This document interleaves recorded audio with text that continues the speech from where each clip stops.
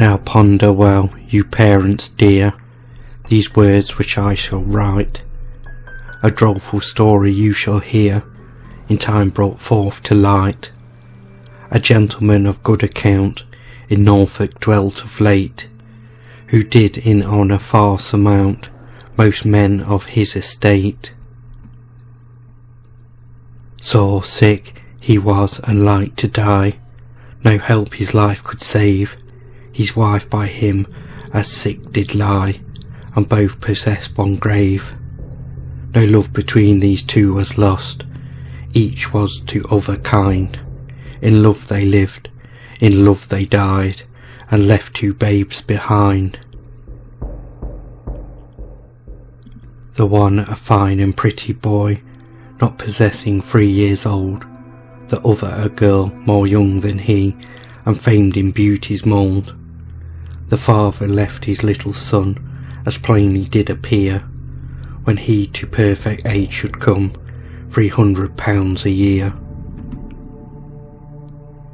And to his little daughter Jane, £500 in gold, to be paid down on marriage day, which might not be controlled. But if the children chanced to die, ere they to age should come, their uncle should possess their wealth, for so the will did run. Now brother, said the dying man, look to my children dear, be good unto my boy and girl, no friend else have they here. To God and you I recommend my children dear this day, but little while be sure we have within this world to stay. You must be father and mother both, and uncle all in one. God knows what will become of them when I am dead and gone. With that bespake my mother dear, O brother kind, quoth she, you are the man must bring our babes to wealth or misery. And if you keep them carefully, then God will you reward. But if ye otherwise should deal, God will your deeds regard. With lips as cold as any stone, they kiss their children small. God bless you both, my children dear. With that the tears did fall.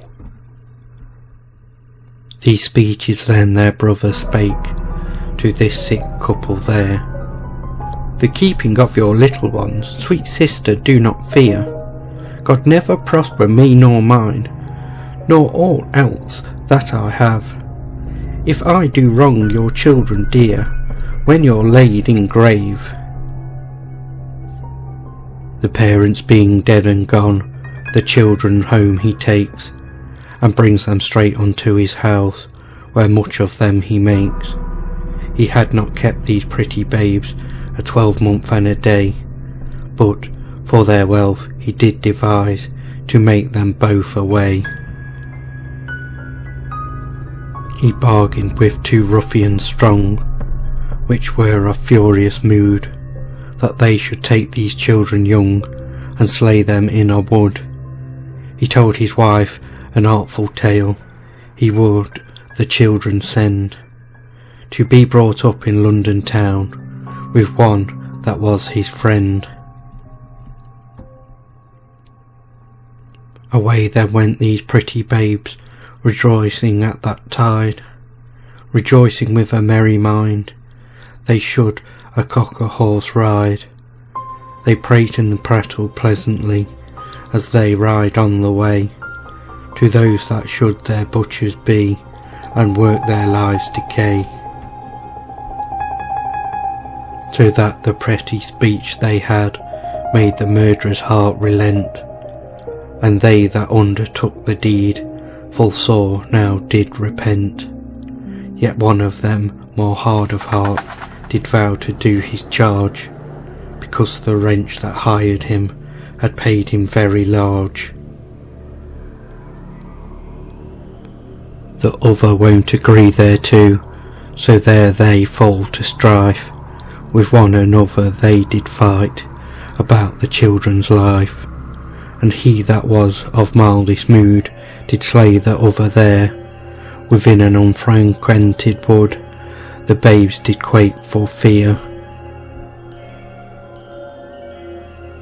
He took the children by the hand, tears standing in their eye, and bade them straightway follow him, and look, they did not cry.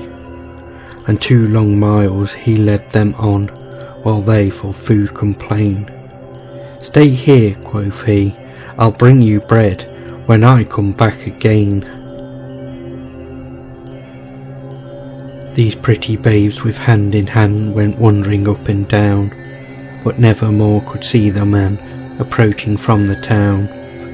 Their pretty lips from blackberries were all besmeared and dyed, and when they saw the darksome night, they sat them down and cried.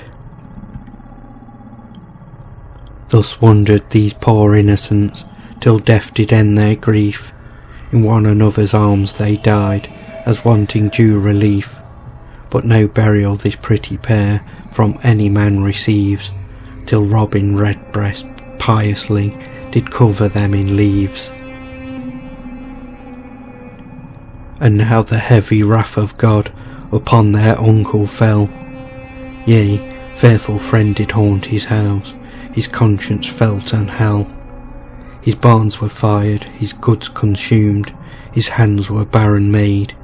His cattle died within the field, and nothing with him stayed.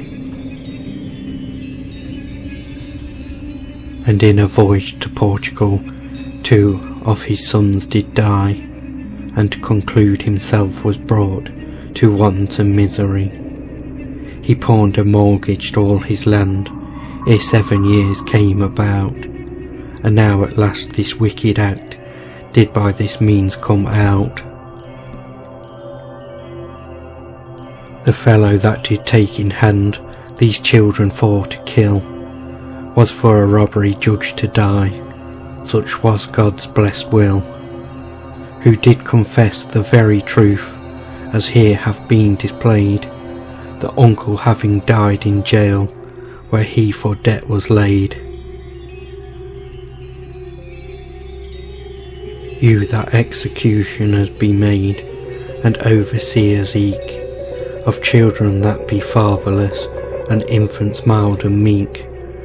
Take you example by this thing, and yield to each his right, lest God with such like misery your wicked minds requite.